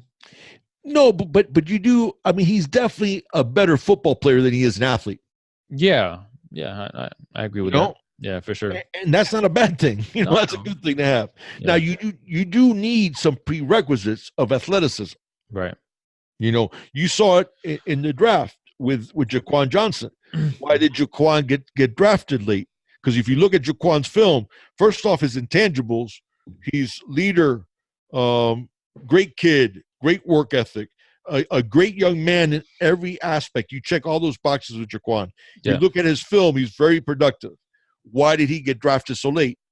Because teams said, well, we like all those things, but your athleticism isn't what it should be. Isn't what it should be. Yeah. So it's a good point. Keyshawn Washington is obviously he's different size because he's a taller guy than Jaquan was. Yeah. He's 6'6", 1.5". So, and he still has to grow into his body. If you look at him, he might end up being 6'2" or 6'3". I think they have him listed as 6'3", which he's not yet, but he might end up like that. And once he grows into his body, maybe his athleticism starts, moving, getting better. Yeah. And he turns into something a little bit more special. Could be. So, that's my only reservation on him, but he is a much better football player than he is an athlete. Yeah. Yeah. And last but not least, this kid is not only a better football player than he is an athlete, he's a better athlete than what people think. This is Justin Hodges. This is the one commit that a lot of guys were going, hey, why did we take that commit? And this. So early in the cycle. Correct. I think the biggest criticism. Right. Well, they figure he wasn't a primetime guy to take so early in the cycle. Right. But there's a reason why. Number one, he was very, very productive.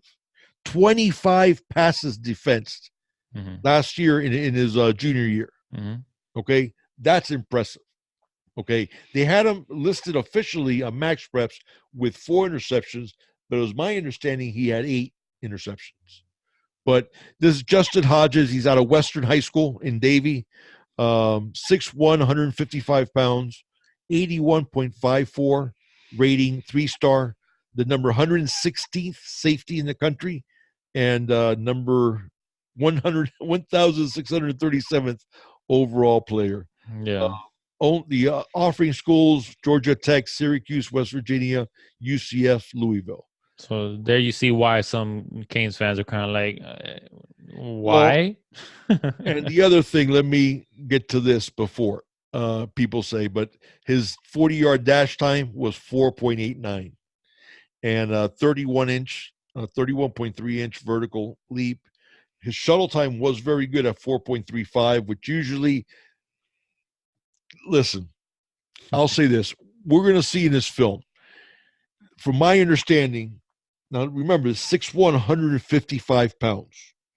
He's definitely developmental. He's going to gain probably 30 pounds before he sees the field. Yeah. Okay. Now, here's what my understanding is, that this young man has not even lifted weights seriously yet. He hasn't really run, been taught how to run a 40. Yeah, he doesn't run track or nothing like that. Doesn't run track, but now when you see the film, you see athleticism. Yeah. They use him at wide receiver at times. So, you know what? We'll talk. Let's get to the film and then we'll talk about it. Let's do it. Let's do that. Because I want people to see. I'm going to see make a spectacular catch here. Look. Beautiful catch. The guy was a little past him, but yeah, I mean, he stayed with him and then made the nice catch. There you see, scoops up a fumble, and I believe he takes it to the hizzy. Yeah, I think he does. So. Yeah, look at this. Nice little move. Cuts it back in the end zone. Yeah. Listen, I see athleticism, and I don't believe the time. I don't believe that 40 time is anywhere near his actual 40 time. It's probably not, man. I mean, that's why here you're going to see him again with a pick.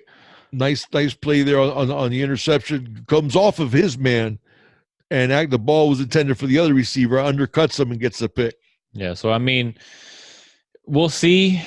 I feel and I was telling you this when we got this commitment originally. I'm with the Canes fans that are not excited about it, considering his 40 time, considering his size, considering you don't expect an offer so early in the cycle with a guy that's not elite. So I get it, but I trust Mike Rumpf, and he has a good relationship with the kid. You know, like my dad said, he hasn't lifted weights, doesn't run track. You know, but based on the footage that I've seen, he looks like a decent player. He's not doesn't look like an amazing player, but maybe Rumpf believes that he could really help him develop into something good. Now, I don't think he's going to see the field anytime soon. I think we might see him, with 2, maybe even 3 years down the line. But if he does gain good weight and he gets taught, good technique and how to run, I think there's a possibility that he could become something. Now, he's just one of those guys that I tend to be on the side of the people criticizing the offer. Well, I don't understand it. Here's the thing. If you don't trust Mike Rumpf, then I get that feeling. But there was something about this kid that Rumpf saw that Rumpf liked. Now, mind you, the kid plays corner. Rumpf likes big corners like himself. Yeah. Like DJ Ivy. Christian Williams. Well, and Christian Williams, DJ Ivy was a guy that people didn't think had cornerback level athleticism. Right. At the U. How's he turning out so far? Oh, yeah. He's made some jumps. Now, I'm not saying Justin Hodges is going to be DJ Ivy.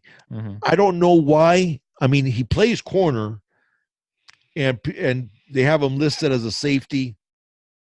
It's definitely not a safety. I mean, definitely not a safety. We'll see. Listen, this is a young man that I'll put it this way. I think he has a good ceiling. So we'll see if he develops. I think it's hard to judge that. I just think it's just one of those guys where there's not enough there to say, oh, he could really be something good. I mean, we'll see, man. But I'm trusting Mike Rumpf. I'm trusting Mike Rumpf. But there's nothing that I see from Hodges that I'm just like, oh man, 2-3 years down the road, he's gonna be a stud. The speed's not there, the size not there, the weight's not there. There's nothing there, dude. But when you watch the video, you see a guy that makes plays.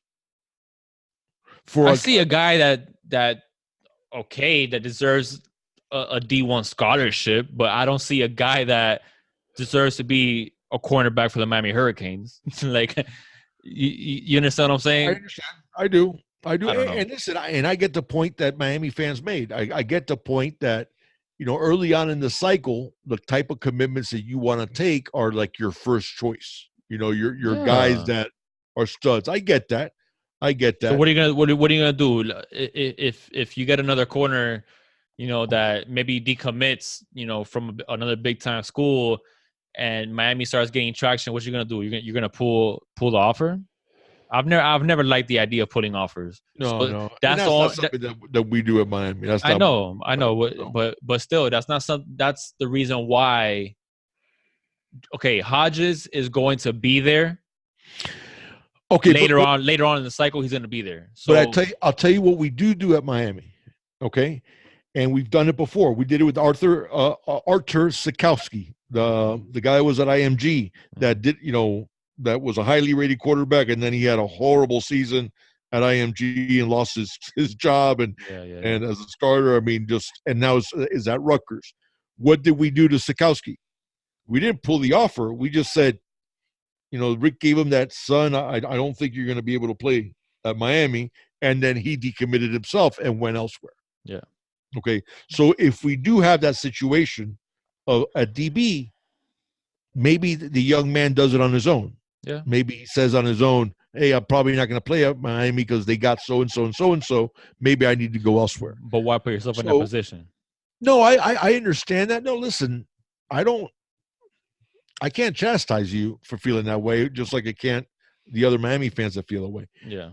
I just think when I watch his film, and not just like the small clips that we showed you, when I watch his film, I see a guy who basically doesn't have a lot of experience playing football, lifting weights, living the life of a football player. But do That you I see, think do you when see what he you're does, saying? You see what you're no, saying no, there, right? I get it. I get it. Your Miami Hurricane bias is coming out No, no, no. in full display right there. You basically just said, I see he doesn't know how to play football. He doesn't know No, how I'm to not saying lift he doesn't weight. know how to play football. He plays football well. Listen, No, I'm just kidding. I'm just messing with you. but he was tremendously productive. Yeah. 25 passes defense in one season. No, I know. Playing. I know. That's playing football. I know. So I think he's a better football player than he is an athlete right now. Okay, I'll put it this way. Better football player than he is an athlete right now. Not a sure thing by any means, but a guy who does have a decent ceiling. That's what I think Mike Rumpf saw in him. And We'll find out. I'll leave it at that. We'll find out. I'll leave it at that. We'll find out. And that wraps it up. Yep, that wraps it up. Everybody, again, thank you for the support, but please like, subscribe, hit the notification bell, and share. And thank you so much, like I said, for all the support. You guys have been great. Give us back some feedback and some ideas of what you want to see. And I think that's about it. You got anything else? Yeah, we're gonna cover the targets in another video. We're gonna cover the targets. They're not gonna be as long as in depth because we already have 14 commits, so there's not that many more players out there that we're necessarily going to get. But at least for the targets, we're going to talk about, the crystal ball predictions and stuff like that and some insider information to see where some of these players are leaning towards. So we're going to make more videos on that. But like I said in the beginning and in the intro, it's a dead period right now. So we gotta talk about recruiting. We got to talk about these guys. We got to keep on loading and reloading and seeing who's coming in. So, it's only right that we break down these guys and we show you guys videos so you guys could get a better understanding and a better knowledge on who it is that we got coming in. And for those that do follow the whole star system, one of the things that people have talked about now that's become, I don't really know who I should give credit for starting it, but it is elite college programs. Teams that compete for national championships. No, blue chips. 10 have, the blue chip percentage. Right. The blue chip percentage, all 4 teams in the national championship playoffs last year had over 50% of their team were blue chips, meaning 4 and 5 stars. Right. Okay. So if you have more 4 and 5 stars than you do 3 stars, that's the blue chip percentage. That's elite level. Right. 14 commits, 10 of them are blue chips. Yeah. 10 4 stars and only 4 3 stars. So for those of you that do follow that, that's an absolutely fantastic percentage. Absolutely. That's overshoot. That's like 70%. There is no reason why whoever the quarterback is going to be for this team, we will compete for a national championship. And I'm not saying it because I cut myself and orange and green blood comes out. I'm not saying it because I'm biased. I'm saying because, man, the quarterback position, once it's solidified and we have somebody that's, has all the traits that we've always talked about, accurate, leadership, consistency, all those traits, and that quarterback position is solidified, we will be competing for national championships. Oh, no doubt. Point, period, blank. Listen, last year we came off a 7-6 year that everybody keeps talking about. If we had, forget about elite quarterback play, if we had just average quarterback play, we win 10 games last year. Yeah, we won 10. We were 10-0 with Malik Rozier. So correct, completing 54% of his passes. Okay. So, yeah. The previous year, last year we completed 51 as a team. Yeah. In between Malik and Nkosi. So we're on the cusp, man. We're on the cusp, and the talent is there. The talent is there to do it. Last year we had a national championship caliber defense. Yep. Period. I don't care what anybody wants to say. It's the proof is in the pudding. Yeah, absolutely. Okay? When you lead the nation in tackles for loss, you break a record for Miami in tackles for loss, breaking the record of the 1990 Hurricanes. Okay, who were the 46-3 victory in that Cotton Bowl against Texas. That's the year. Okay, and we broke that record for tackles for loss. Yeah. Okay, number one in passing defense efficiency, number one in passing defense yards. We had a national championship defense last year. Yeah, we squandered it with not horrible offense, because our running game was really good, over 190 yards a game, 5.2 yards a carry. Our passing game was atrocious. Yeah, that's why we ended the season 7-6. Yeah, so the talent is there. If we just have average quarterback play, we would have won 10 games. If we would have had elite quarterback play, we're in the playoffs. Yeah, or at the very least, we're in the ACC championship game against Clemson. Yeah, absolutely. Well, dude, we would have made the playoffs if we didn't lose to Pitt. You know, even if we would have not lost to Pitt and at least battle Clemson a close, game with Clemson, we could have made it. There was going to be two ACC teams in the college football playoff, and Miami and Clemson were instead of two SEC teams like it ended up being with Alabama and Georgia. That's what I'm saying. Because we would have had a better claim to Alabama, because we would have had a tougher schedule, or at least as tough of a schedule, because that year our schedule is ranked like 16th in the country or 15th in the country. Right. And we would have had one loss, and we would have played in our conference championship game. Now, mind you, there's a Bama bias, so who knows what would have happened. Yeah. But we would have at least had a case to have been there. Yeah. And that was with below average quarterback play. Exactly. So and with a horrible scheme. So it's there. So the talent is there. Guys. That's gonna wrap it up. Like my dad said, like, subscribe, share, leave your feedback. We really do appreciate it. You guys are helping us grow. You guys are, helping us get better. So hopefully you guys enjoyed the content. It's going to be coming, a lot more. We're not going to stop this. So hopefully those of you that are new here, subscribe. And yeah. Hit the notification bell. Hit the notification bell so you get, notified when we upload new videos. And that being said, it's all about the you, baby. It's all about the you. It's all about the you. See you guys on the next one.